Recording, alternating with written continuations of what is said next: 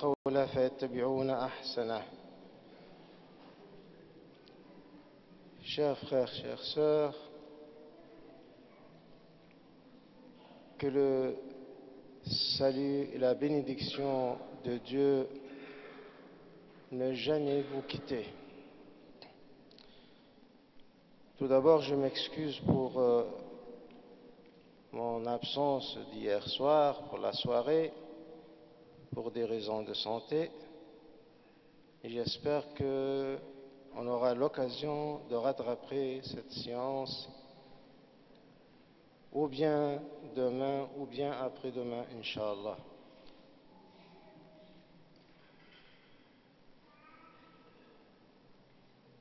Nous continuons avec les 40 nawawites. On a fini avec le second fameux hadith et le troisième d'ailleurs, parce que le troisième reprend le premier tiers concernant les 5 grandes soumissions, les 5 grands piliers de l'islam. Je rappelle le troisième rapidement. L'islam est construit sur 5, donc sous-entendu 5 quoi? 5 piliers, parce qu'il s'agit de construction. Donc ce sont les 5 piliers. L'islam est construit sur 5, on les connaît tous par cœur, Inch'Allah: le témoignage, la prière, la zakat et le jeûne, et ensuite le pèlerinage. Je vais seulement m'attarder quelques instants sur l'aspect construction et pilier, parce qu'on a vu les 5 soumissions là, on en a parlé seulement ici parce qu'il y a Mbuniya, c'est la spécificité du troisième hadith. C'est elle qui fait de lui une chose différente du deuxième. C'est le mot Buniya, est construit. Donc il s'agit de 5 piliers. Mais quand on parle d'une construction, il ne s'agit pas seulement de piliers. Il y a les piliers, il y a le plafond, il y a les murs, il y a tout. Donc les 5 soumissions, les 5 grandes soumissions. D'ailleurs, je réponds par là à une question de l'un de vos amis qui a été posée dans la séance de discussion qui vient tout juste après. L'autre fois, il m'a posé cette question. S'agit-il seulement de ça? Non, il ne s'agit pas seulement de ça, mais il s'agit nécessairement de ça. Ce sont 5 soumissions nécessaires, comme les piliers sont nécessaires.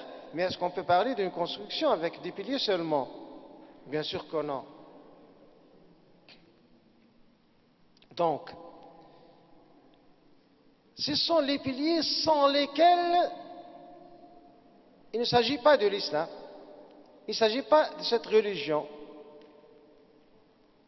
La religion choisie par Dieu pour être la seule agréée, en disant Inna ad-dina 'inda Allahi al-Islam. La religion, est-il que la religion pour Dieu, c'est la soumission à lui, l'islam. Donc, ce sont des conditions nécessaires pour prétendre être musulman, mais pas suffisantes. Pourquoi ces conditions sont nécessaires? On l'a vu d'ailleurs, on ne va pas le répéter. On a vu que aucune de ces 5-là n'est surérogatoire. Elles sont toutes indispensables, elles sont toutes obligatoires. On pense à un islam sans la zakat, ça ne marche pas. On arrive à une société telle qu'on la voit partout un peu, des faux musulmans qui n'arrivent pas à leur perfection et qui sont très loin sur le plan civique des autres sociétés.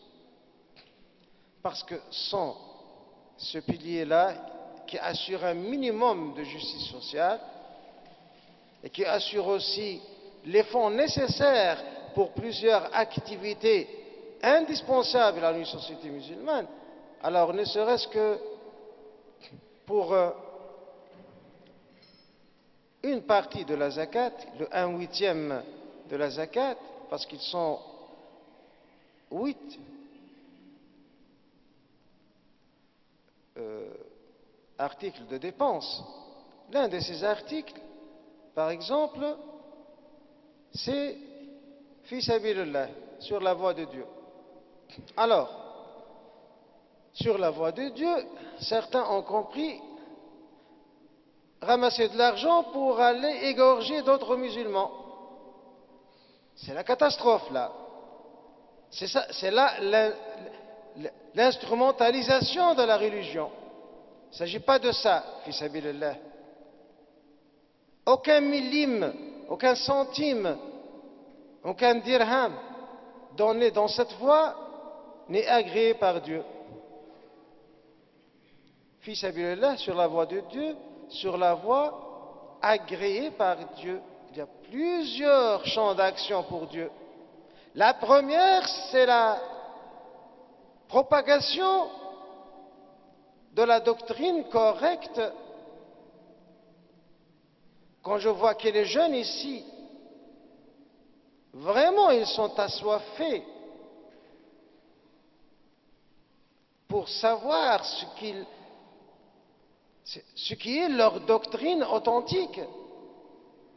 Et ils sont complètement dépendants des prédicateurs envoyés par quelques pays en quête de recrutement. C'est ça le danger.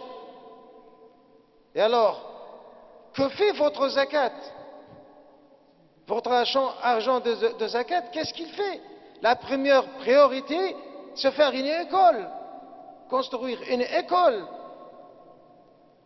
pour subvenir à vos besoins les plus cruciaux,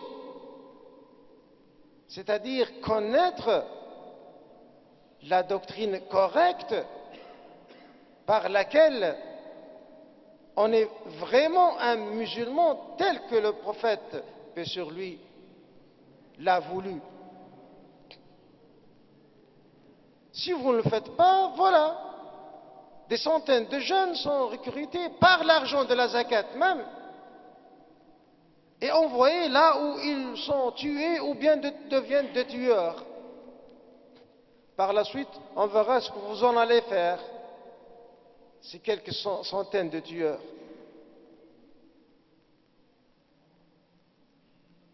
C'est par l'argent de la zakat. Attention. Par l'argent que certains d'entre vous envoient vers l'Orient, croyant qu'ils font bien, alors que aucun centime n'est accepté par Dieu que s'il est dépensé là même où on le fait sortir. C'est-à-dire, tant qu'il y a ici un seul qui a besoin d'un enseignement, aucun centime ne doit aller en dehors de cette ville pour financer quoi que ce soit. Parce qu'il y a ici les ayants droit de la zakat. Ce n'est pas là une aumône qu'on leur fait, c'est un de leurs droits prescrits par la jurisprudence islamique.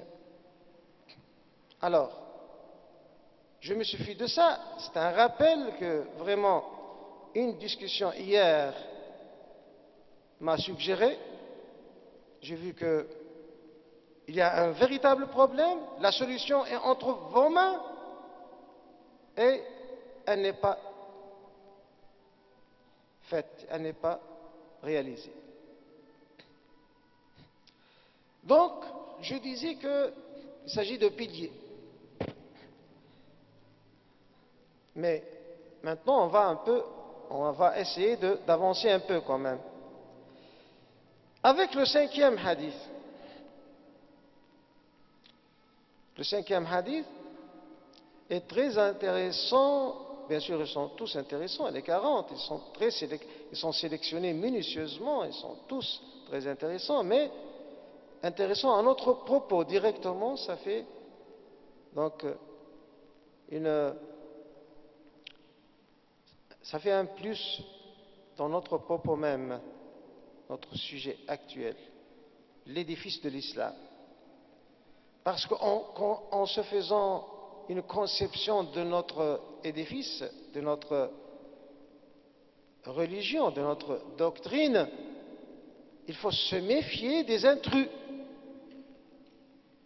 C'est un grand problème, les intrus. Les doctrines intrus. Alors, on en a parlé dans les soirées. Comment les fausses doctrines se sont infiltrées petit à petit dans l'islam, venant de l'Inde surtout, toutes les croyances que l'on attribue par erreur à l'islam et qui sont de nature corporaliste ou fixiste ou autre, ce sont des croyances venant d'autres doctrines de l'hindouisme ou du bouddhisme ou du chamanisme, les doctrines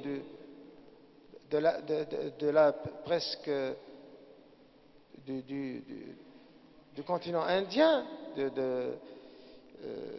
ou plus généralement du sud-est asiatique ou de l'Asie en général, avec la conquête de la moitié ouest de l'Inde, c'est-à-dire le Sindh, toutes ces religions-là ont trouvé accès à la société musulmane. Et comme ça, on a été témoin de quelques injections impures.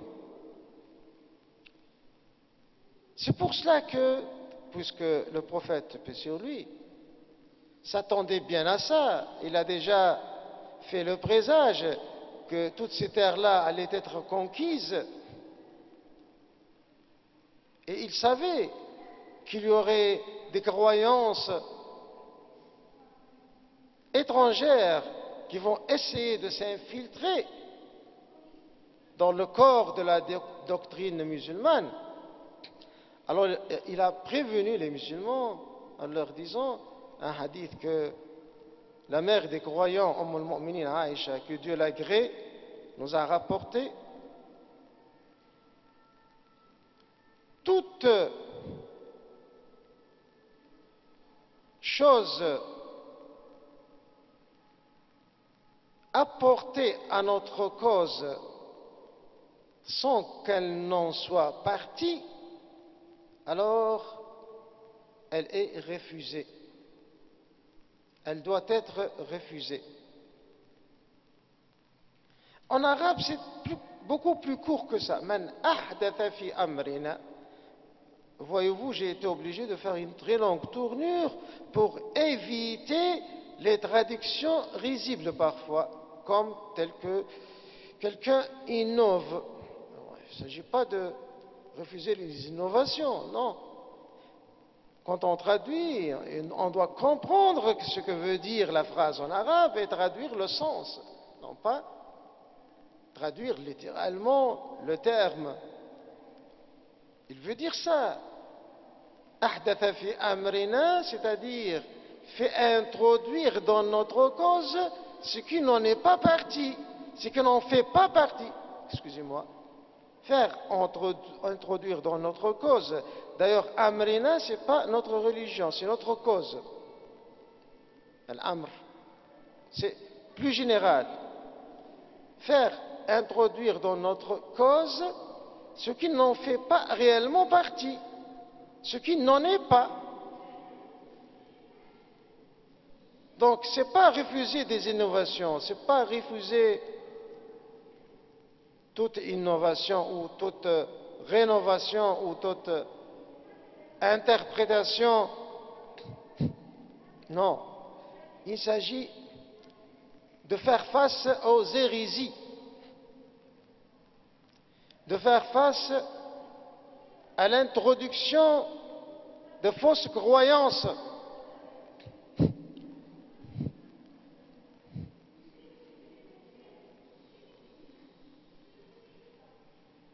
Alors on vous écoute. Parlez plus fort.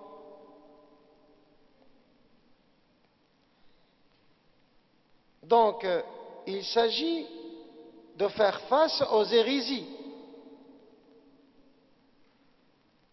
Comme je l'ai dit, à l'introduction dans cette doctrine des conceptions qui lui sont étrangères. C'est ça. Alors, tout apport de cette nature est refusé, doit être éliminé. Donc, on retrouve ce sens d'ailleurs, ce même sens, dans un autre hadith beaucoup plus célèbre que celui-là, bien que celui-là est dans les 40 nawawites. On retrouve le même sens, plus détaillé encore, dans un hadith malheureusement qui n'est pas dans les sahih, dans les livres dits jugés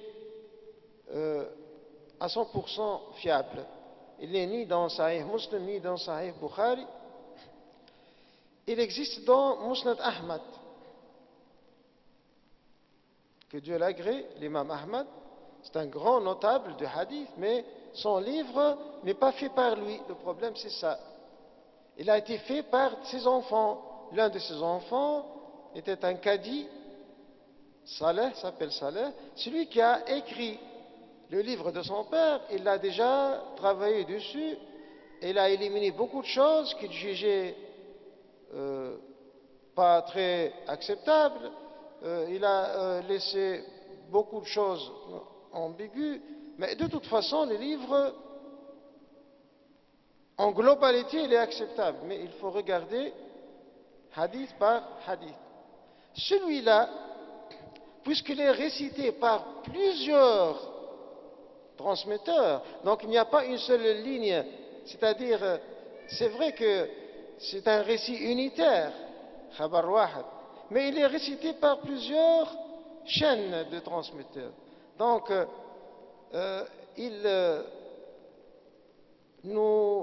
c'est-à-dire, il emporte la conviction, disons qu'il emporte la conviction qu'il est authentique, bien qu'il ne soit pas, du point de vue terminologie du hadith, qu'il ne soit pas un sahih. Mais par la multitude des chaînes de transmission, il importe la conviction vraiment qu'il soit un hadith authentique. Dans celui-ci, relaté en dernière chaîne, au tout haut de la chaîne par Al-Arbad ibn Sariya, c'est un des apôtres, c'est un homme respectable, très respectable en lui-même. Et si on discute un peu des transmetteurs, ce n'est pas de celui-ci, hein, c'est des gens qui viennent après lui, de troisième, quatrième étage de la chaîne, ou troisième, quatrième maillon de la chaîne de transmission. Mais lui, en lui, il est à 100% fiable et propre. Al-Arbad ibn Sariya nous a raconté un long hadith dans lequel le prophète a dit, donc je vais rapporter la phrase qui nous concerne directement, Ala inna kulla muhdathatin bid'ah. Est-il que toute chose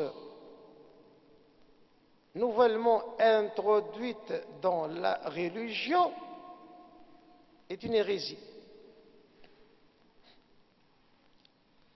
Bien sûr, par la suite, toute hérésie est un égarement. Toute hérésie est un égarement. Donc, toute chose introduite, nouvellement introduite dans la religion, alors qu'elle ne l'est pas, qu'elle n'en fait pas partie, c'est une hérésie. Le critère, c'est quoi? C'est prétendre que telle ou telle chose fait partie de la religion, alors qu'elle en est étrangère. C'est ça le critère. Mais par exemple, lire le Coran, par exemple, lire le Coran sur un mort, sur un cadavre ou sur une tombe, est-ce que c'est une hérésie comme le prétendent les Hachaouis? Mais non. Parce que c'est un acte qui fait partie intégrante. Lire le Coran en lui-même est toujours sollicité. Et il n'y a pas de restriction. Nous n'avons pas une interdiction de lire le Coran, sauf dans les WC, là où il y a les impuretés. C'est la seule interdiction. Partout ailleurs, on a le droit, et il est toujours recommandé de réciter et de lire le Coran, y compris sur un cadavre, y compris sur une tombe. Donc, d'où vient cette prétendue hérésie? De nulle part. Donc, il faut bien connaître le hadith, comprendre le sens des mots, faire introduire dans la religion ce qui n'en fait pas partie. Par exemple, alors venir lire un poème sur une tombe, ce que font quelques-uns, là c'est une hérésie. Oui, j'accepte. Lire un poème. Alors là, on peut même dire que c'est une hérésie condamnée par le Coran même, parce que d'une façon générale ont été condamnés les poètes, à l'exception de ceux qui disent la poésie sur la voix de Dieu.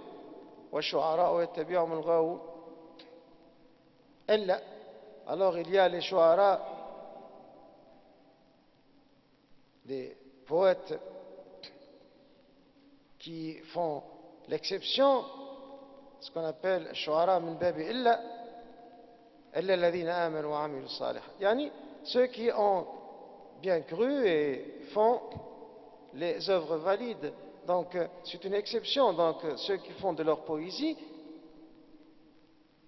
une œuvre valide. Donc ça dépend du contenu. Mais de toute façon, on peut imaginer plusieurs autres trucs qui relèveraient de l'hérésie et qu'on peut faire, mais jamais le Coran. Ou alors après la prière, alors certains de ces Hachaouis, alors comme ils sont payés pour ça, ils sont bien payés même, ils circulent de masjid à masjid, d'une salle de prière à une autre, et ils disent attention, attention, après la prière, il ne faut rien faire, il faut partir. Il ne faut pas faire d'invocation après la prière. Mais d'où est-ce qu'ils ont amené ça? D'où est-ce qu'ils ont apporté ça? Ils disent que c'est une hérésie, béda. Mais qu'est-ce que ça veut dire ça? Après la prière, on a tout le temps de prier, d'exploiter sa prière. On est tout près de Dieu. Il faut saisir l'occasion de faire des invocations, de lire un peu de Coran, de faire certaines adhkar, c'est-à-dire des incantations recommandées. Ce sont tous des versets coraniques qu'on répète. Et on fait une invocation après chaque prière, on ne se lève pas comme ça. Une prière après laquelle on ne se dirige pas vers Dieu pour demander quelque chose est une prière sèche. Elle n'est pas susceptible de nous rapprocher de Dieu. Alors ces gens-là ont fait de nous des cœurs de pierre, ou bien ont voulu faire de nous des cœurs de pierre. C'est en ayant un cœur de pierre qu'on peut aller ailleurs pour égorger un autre musulman.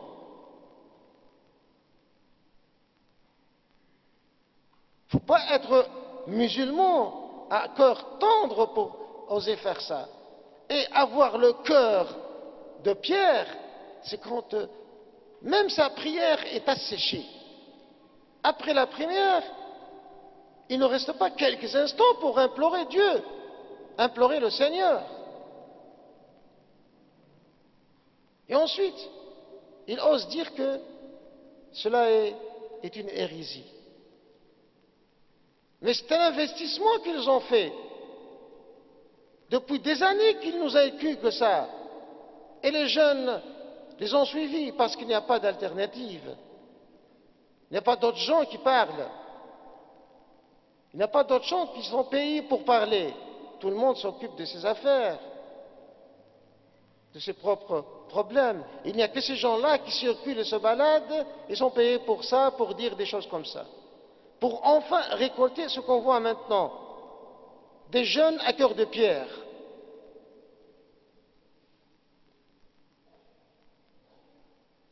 Donc, toute hérésie est un égarement. Mais il faut bien comprendre ce que ça veut dire une hérésie. C'est une introduction dans la religion d'une chose qui n'en fait pas partie. Jamais une pratique de culte ne peut devenir une hérésie. Par exemple, hier j'ai discuté avec les frères, combien d'azan faites-vous? Ils ont dit, on fait un seul avant la prière du vendredi. Bon, je n'ai pas voulu changer l'habitude, mais je vous préviens, depuis un millénaire, je dis bien depuis un millénaire, on fait 3 azan. Depuis l'époque du grand apôtre Osman ibn Affan, le 3e calife des musulmans, le 2e azan a été ajouté. Alors lui, il ne fait pas de la béda, il ne fait pas de l'hérésie, lui. Osez-vous dire que le 3e calife a fait une hérésie en ajoutant un 2e azan? Par la suite, le 3e a été ajouté. Parce qu'il y en avait besoin. On n'a pas ajouté une chanson, on n'a pas ajouté un poème, on a ajouté un azan qui lui-même est prescrit. Donc, on n'a pas fait introduire une chose qui n'est pas du culte. Ça ne peut pas être une hérésie. Alors je dirais encore plus. Abdullah ibn Omar, le prestigieux sahabi, apôtre, le fils du prestigieux calife du musulman, Omar ibn Khattab, Abdullah ibn Omar. Tout le monde le connaît. Lors du tashahhud, il a ajouté quelques mots. On disait avant, Ashhadu an la ilaha illallah wa anna Muhammadan abduhu wa rasuluh. Lui, il a ajouté Ashhadu an la ilaha illallah wahdahu la sharika lah. Et personne n'a dit qu'il a fait une hérésie. Et c'est la tradition médinoise, jusqu'à maintenant. Ashhadu an la ilaha illallah wahdahu la sharika lah. Et personne n'a osé dire qu'Abdullah ibn Omar a fait une hérésie. Parce qu'il n'a pas ajouté quelque chose extérieur au culte. Je dirais encore plus. Je vais même à l'époque du prophète, paix sur lui. Une fois, quand on se lève du ruku', qu'est-ce qu'on dit? Après, quand on écoute Sami Allah liman hamida, on dit quoi?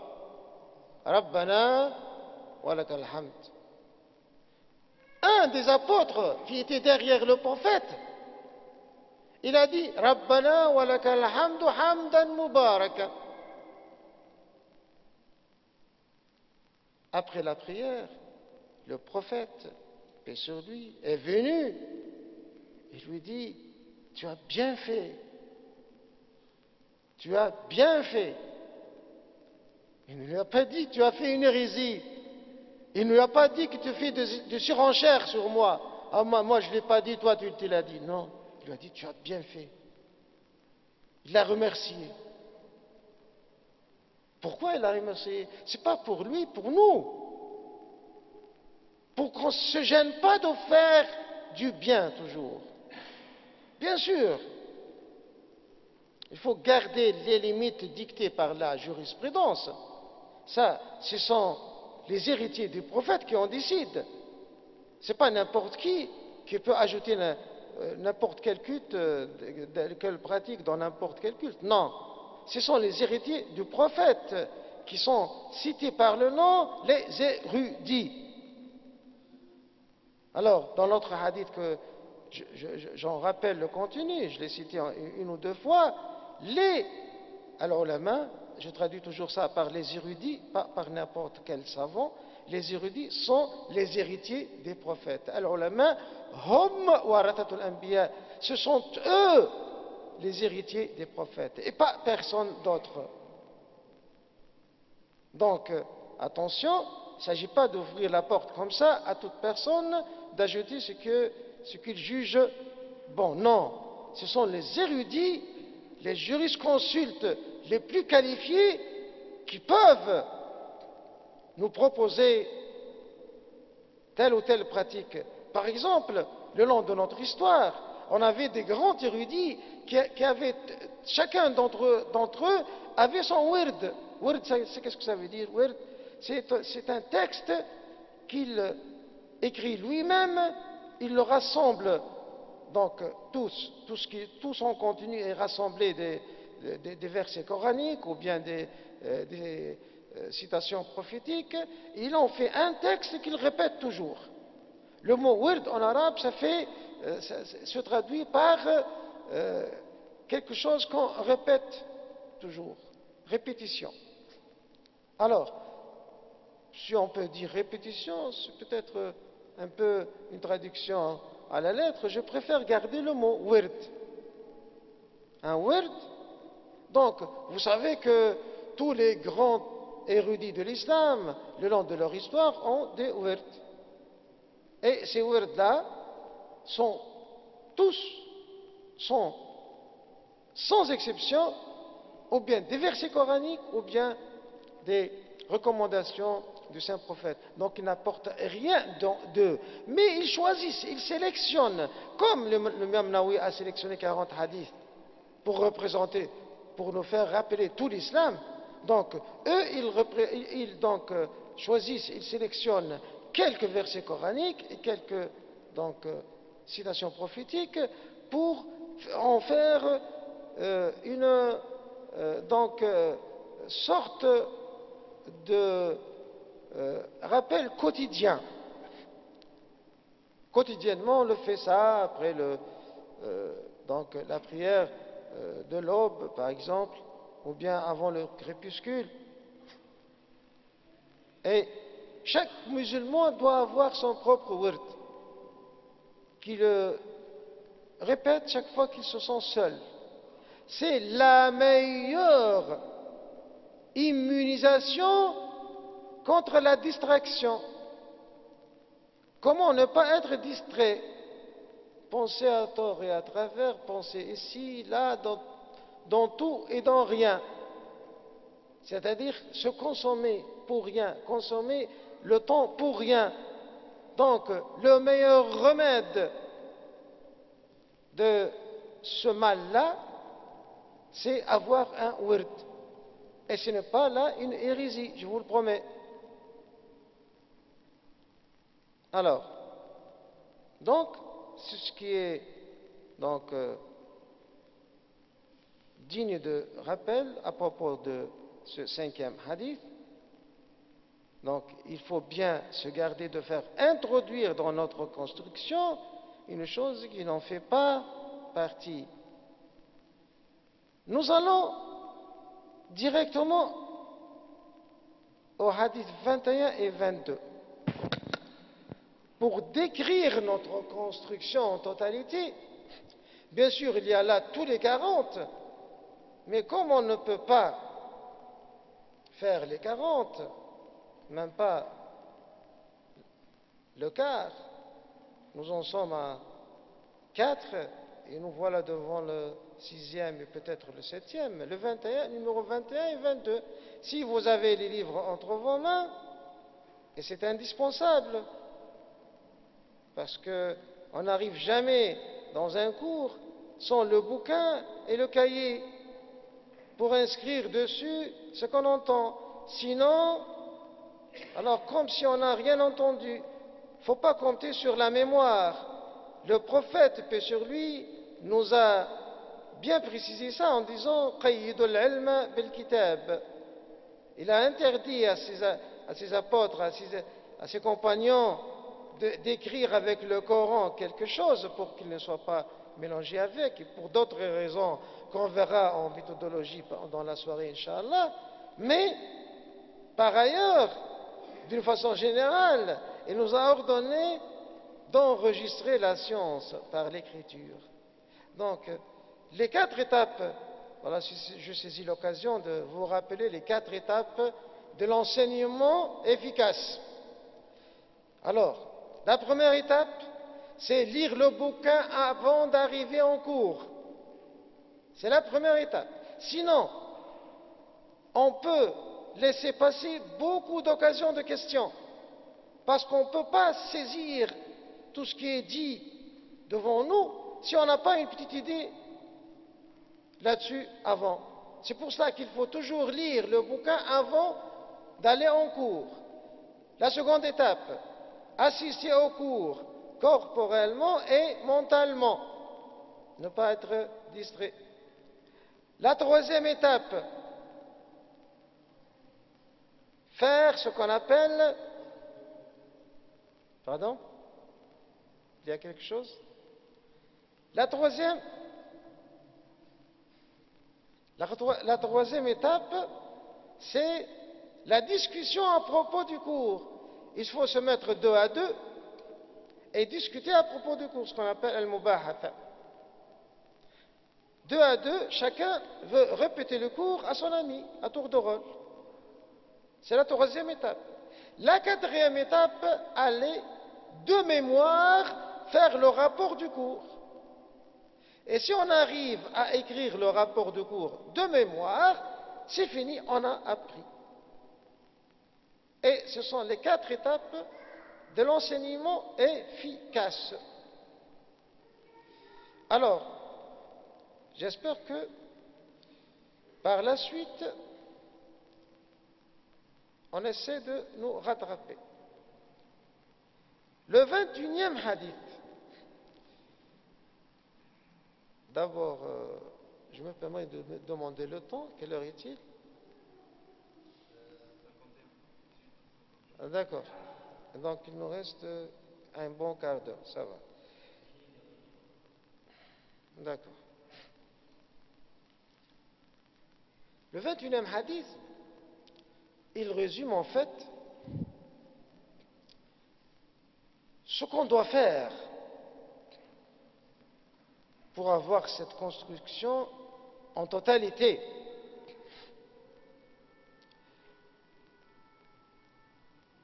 L'un des apôtres est venu au prophète, il lui a dit: ô prophète de Dieu, enseigne-moi quelque chose. Enseignez-moi quelque chose de telle sorte que je n'aurai besoin à en demander quoi que ce soit à quiconque. C'est trop demander, ça. Ça, c'est ce qu'on appelle trop demander. Mais au saint prophète, il n'est jamais question de trop demander. Parce que à cette question, on ne peut plus totalitaire et globale. Il a eu une réponse aussi de la pièce, du même genre. Il lui a dit: dis, j'ai cru en Dieu et sois droit. Point à la ligne. قل آمنت بالله ثم استقم. Sois droit. Et là se résume réellement toute la réponse à cette question qui englobe toute la religion. Qu'est-ce qu'il a demandé l'autre? Il lui a demandé de lui dire quelque chose de telle sorte qu'il n'aurait plus besoin de demander quoi que ce soit à n'importe qui. C'est à la limite abusif. Mais non, le saint prophète, c'est lui notre modèle de la patience. Le modèle absolu de la patience. Devant de telles questions que je dis qu'elles sont à la limite abusives, il répond d'une réponse qui doit être inscrite avec en lettres d'or et mise dans chaque maison de musulmans. قل آمنت بالله ثم استقم. Istaqim, sois droit. Alors, آمنت بالله, on l'a vu, heureusement. Avec le deuxième hadith, on a vu ce que ça veut dire. La foi, grosso modo, on a vu ce que ça veut dire. Il reste à voir ce que ça veut dire, sois droit. Qu'est-ce que ça veut dire? Sois droit. Istaqim. Mais ici, vraiment, un Hachawi est dans l'embarras. Il est très gêné. Parce que lui, il a besoin d'une centaine de hadiths pour lui montrer comment il peut être droit. Parce que lui, il s'interdit de faire fonctionner la matière grise. Il dit que c'est interdit. Il a besoin d'aller chercher les éléments d'une réponse que le saint prophète a voulu qu'elle soit en nous-mêmes. Attention, il ne lui a pas dit attends, je veux te dire chaque jour un truc pour comprendre qu'est-ce que ça veut dire sois droit. Non, il lui a dit sois droit. À qui il l'a confié? Ou à quoi il l'a confié? Celui qui a posé la question. Le saint prophète l'a confié à qui? Ou il l'a confié à quoi? Il l'a renvoyé à qui? Ou à quoi? Quand il lui a dit sois droit, mais qu'est-ce que ça veut dire? Est-ce qu'il est censé connaître ce que ça veut dire être droit, lui? Alors là, il n'aurait pas besoin de prophète. Mais non, ce n'est pas vrai. Il l'a confié à la raison. Et à sa raison pure. Écoutez bien, il ne lui a pas dit istaqim tout court. Il ne lui a pas dit sois droit tout court. Alors là, ce sera une évasion. Ça aurait été un renvoi vers l'inconnu. Mais non, il lui a dit crois en Dieu, dis j'ai cru en Dieu. Qul amantu billah. Dis j'ai cru en Dieu. Et alors, sois droit. Donc ici, il y a une implication. Ici, il y a une déduction. D'ailleurs, nous avons vu hier comment tout élément de la foi qu'on a énoncé, d'ailleurs, donc à l'occasion du second hadith, tout élément de la foi a des incidences comportementales directes. Tout élément de la foi. Par exemple, je rappelle, Par exemple, savoir que Dieu est toujours là, et il nous regarde, et il nous contrôle, nous impose un mode de conduite par lequel on essaie, on fait de notre mieux pour ne pas lui déplaire. Donc, istaqim, sois droit, et d'une façon directe et directement déduit de chacun des éléments de la foi. Donc, la concrétisation des éléments de la foi peut être rassemblée et donc, en un mot, dans cette phrase-là, sois droit.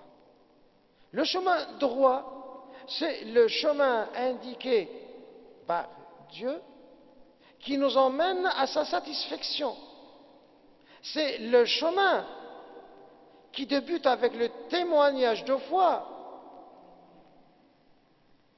et sur lequel on continue sous la garde de 5 prières journalières et fortifié d'une ambiance sociale équitable que l'on peut réaliser par l'acquittement de la zakat, et ensuite reconforté et renforcé encore plus par une cure d'éducation et de purification de l'âme à l'occasion du jeûne, c'est la 4e soumission. Et si avec tout on est d'une opulence et d'une richesse qui nous permet de faire le pèlerinage, alors il faut un peu souffrir comme les clochards et aller faire une baytouta, une nuit sous le ciel à Al-Muzdalifa, pour sentir ce que sont les clochards. Et sans cela, on ne peut pas devenir un bon musulman. Tu vois donc, Qul amantu billah, c'est ça. Et ensuite, purifier sa croyance, croire en Dieu, ses anges, ses livres, ses prophètes et la prédestinée, comme on l'a expliqué hier, et ensuite essayer de se perfectionner encore plus sur cette même voie droite en essayant de pratiquer la bienfaisance, c'est-à-dire faire de telle sorte que l'on a toujours dans l'esprit que Dieu nous regarde. C'est-à-dire, nous aussi, on ne peut pas le voir, alors on doit toujours se rappeler que lui, il nous voit. Et c'est ça la bienfaisance. C'est ça donc la ligne droite. Donc ce hadith-là, Qul amantu billah thumma istaqim, dit j'ai cru en Dieu et sois droit, il résume tout le processus relaté par le 2e hadith. Et pour en avoir le cœur net, il n'y a qu'à lire le 22e. Le 22e, dans le même sens, l'un des apôtres est venu au prophète lui demander, dis donc, si je fais mes 5, je pratique mes 5, c'est-à-dire 5 prières, et je jeûne le ramadan, et je m'acquitte de ma zakat, et je fais le pèlerinage, irai-je donc au paradis? Alors, il se doutait un peu, le pauvre, il dit que c'est peu, vraiment là, c'est trop peu pour aller au paradis. Suffit-il de faire ça? Est-il suffisant de faire ça pour mériter le paradis? Il a raison de le demander, le pauvre, parce que vraiment, on dit ouais, le paradis, c'est quelque chose de très haut, il faut faire vraiment le difficile, le plus difficile des difficiles pour y arriver. Non. Si vous réussissez à faire ça, convenablement, et si vos œuvres, vos 5 soumissions sont validées, eh bien oui, vous irez au paradis. Et c'est une promesse du saint prophète par ce hadith 100% authentique. Parce qu'il s'agit dans ces 40 nawawites des hadiths tous authentiques. Il les a sélectionnés parmi les hadiths authentiques. Mais il faut les comprendre. Il suffit de ça. Mais alors, où est le djihad? Où est-il? Et c'est ça le grand djihad. L'autre, c'est le petit. Il est très conditionné. Il faut faire attention. Il est très conditionné. Il y a beaucoup de questions pour qu'il soit, c'est-à-dire ce qu'on appelle combattre sur la voie de Dieu.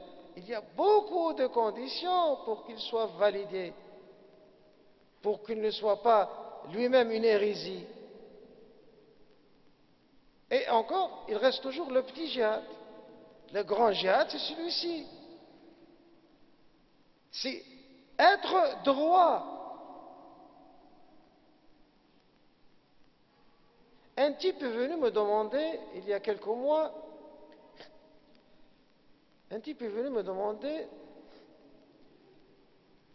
est-ce que je peux laisser ma femme et mes enfants et aller battre les mécréants en Syrie?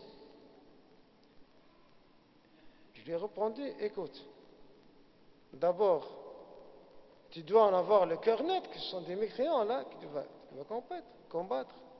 En plus, tu dois en avoir le cœur net que ces mécréants-là méritent d'être combattus, à supposer qu'ils sont mécréants, parce que tout mécréant n'est pas sujet à ce genre d'agression, il est respectable. Nous avons beaucoup de conditions.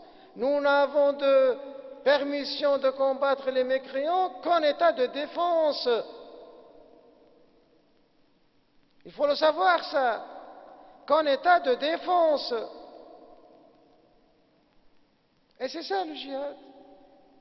Lorsqu'on est envahi par un agresseur, alors peu importe l'agresseur, soit un État étranger, ou même un voisin, ou même un cousin, ça s'appelle la défense, difa. Si on meurt en se défendant, on est martyr, on est shahid. Et c'est ça. Mais l'autre allait combattre comme ça pour des causes, le moins qu'on puisse dire, des causes suspectes, pour faire le compte de tel ou tel pays, ça ne nous rapproche en rien de Dieu.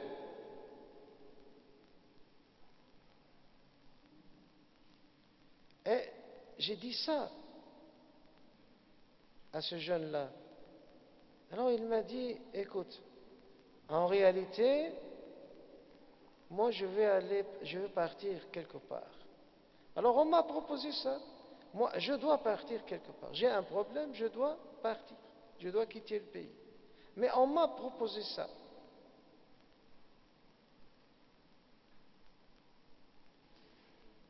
C'est la voie qu'on m'a proposée. Comme il avait un peu de doute, il est venu aller me le demander. Mais quand même, j'étais par la suite donc surpris d'entendre qu'il est allé quand même là-bas parce que c'était plus fort que lui. Apparemment, il ne s'agit pas de bénévolat, il s'agit d'autre chose. Il faut faire donc attention à nos jeunes. Et pour conclure, et pour en avoir encore le cœur net, Il y a un hadith ici dans les 40 même, dans lequel le prophète, paix sur lui, il a dit: j'ai été ordonné par Dieu, bien sûr, j'ai été ordonné de combattre les gens jusqu'à ce qu'ils disent le témoignage de foi, et ensuite ils ont leur sang et leur bien sain et sauf et garanti. C'est-à-dire, du moment qu'ils prononcent le témoignage de foi, ils ont leur sang et leur bien garanti et donc qualifié d'intangibilité. معصوم عصموا مني أموالهم وأنفسهم وأموالهم. Mais comment on explique ça? D'abord, regardez, qu'est-ce qu'il a dit, lui? Est-ce qu'il a dit, vous êtes ordonnés de combattre, vous les musulmans? Eh bien non, il n'a pas dit ça. Il a dit, moi, je suis ordonné. Parce que lui est l'homme parfait. C'est l'argument de Dieu. Il faut comprendre ce que ça veut dire. C'est l'argument de Dieu, Hujjatullah. C'est l'homme parfait. Il est lui-même l'argument absolu.